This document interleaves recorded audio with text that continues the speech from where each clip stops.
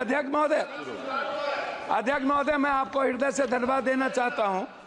सबसे पहले मैं माननीय मंत्री महोदय जी, मैं आपको शिक्षक जो सरकारी स्कूल में शिक्षक हैं उनमें और प्राइवेट स्कूल में शिक्षक हैं, उनकी दोनों की गुणवत्ता, आपसे मेरा आग्रह है कि शिक्षक की गुणवत्ता को जब तक आप समय समय पर 3 साल, 2 साल, 4 साल, 6 साल के अंदर 3 पीरियड के अंदर उसका एग्जामिनेशन या उसकी ट्रेनिंग पीरियड को आप नहीं लेंगे तो सरकारी स्कूल के जो बच्चे हैं वो बेहतर भविष्य उनकी सुरक्षित नहीं होगी।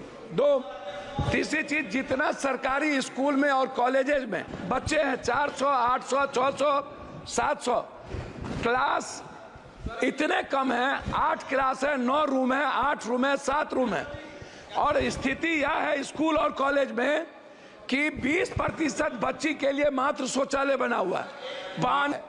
मेरा कहना यह है कि जो बिहार या देश की जो सरकारी स्थिति है, आप सबसे ज्यादा बिहार कोटा में बिहार जाते हैं पढ़ने के लिए, आपको पता है अध्यक्ष महोदय। और कोटा में अगले साल लगभग 600 से 700 बच्चे किस तरह डिप्रेस के चलते आत्महत्या किए हैं, आपसे कोई चीज छुपी नहीं है। और आप वहां गार्जियन बन के, हमने कई बार सारे संस्थाओं के चेयरमैन से मैंने बातचीत की है, डिप्रेस में चले जाते हैं। मेरा सबमिशन इस बात को लेकर के है कि बिहार के बंटवारे के बाद ना तो एक नेतरहाट खुली, ना तो सैनिक स्कूल खुला, ना ही केंद्रीय विश्वविद्यालय को तवज्जो मिली, ना जमीन मिली, ना नवोदय विद्यालय पर फोकस किया गया, ना सेंट्रल स्कूल पर फोकस किया गया, ना पंचायत में कस्तूरबा गांधी पर फोकस किया गया। बच्ची के लिए कोई सुविधा नहीं। हम लोगों ने केंद्रीय विश्वविद्यालय का मांग किया था पटना यूनिवर्सिटी को लेके। एक केंद्रीय विश्वविद्यालय भारत सरकार के द्वारा मोतिहारी में खुली, जिसका इतना अनैतिक है। शिक्षा मंत्री महोदय, मैं चाहूंगा कि हर परिस्थिति में वहां के जो विश्वविद्यालय के वीसी है उनकी पूरी कदाचार की जांच जो मोतिहारी है उस पर, और पटना केंद्रीय विश्वविद्यालय को बनाने का मेरा आपसे आग्रह हो। एक पूर्णिया कोसी सीमांचल का पूरा दूसरा उपराजधानी, मैं पॉइंट पर दूसरी उपराजधानी है मेरा, मैं 2 मिनट में खत्म कर दूंगा अध्यक्ष महोदय, थोड़ा दूसरी उपराजधानी है। क्या आप केंद्रीय विश्वविद्यालय बनाने के लिए पूर्णिया कॉलेज को आप देखे हैं? दूसरा चीज है डीएलएड और बीएड। लगभग सरकारी कॉलेज में डीएलएड और बीएड को आपको खोलना चाहिए, क्योंकि शिक्षक को बढ़ाने की जरूरत है। उसमें हम कस्बा में और जगह चाहते हैं, इंटर कॉलेज को हम चाहते हैं रुपौली, और साथ साथ हम चाहते हैं कोढ़ा। इंटर कॉलेज हमारे क्षेत्र में सबसे ज्यादा कम है, उसमें हम आगे आपसे आग्रह करेंगे।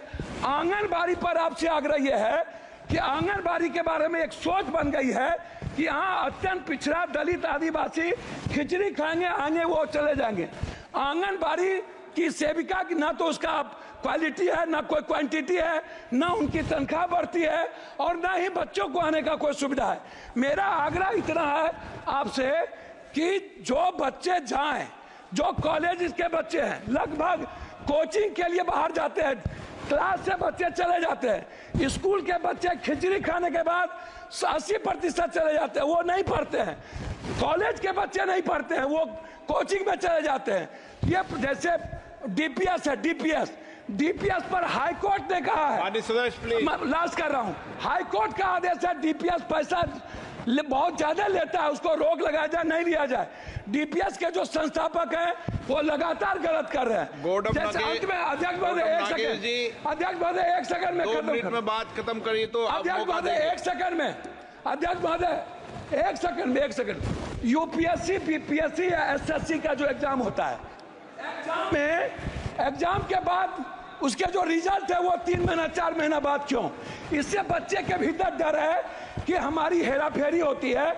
मैं चाहता हूं जिसका फॉर्म भरा जाए बच्चे का, यूपीएससी, बीपीएससी, एसएससी या कोई भी ऐसी कंपटीशन में, उसका एग्जाम हो और 15 दिनों के अंदर उसका रिजल्ट निकाला जाए। रिजल्ट निकालकर उसकी ज्वाइनिंग की व्यवस्था की जाए, तभी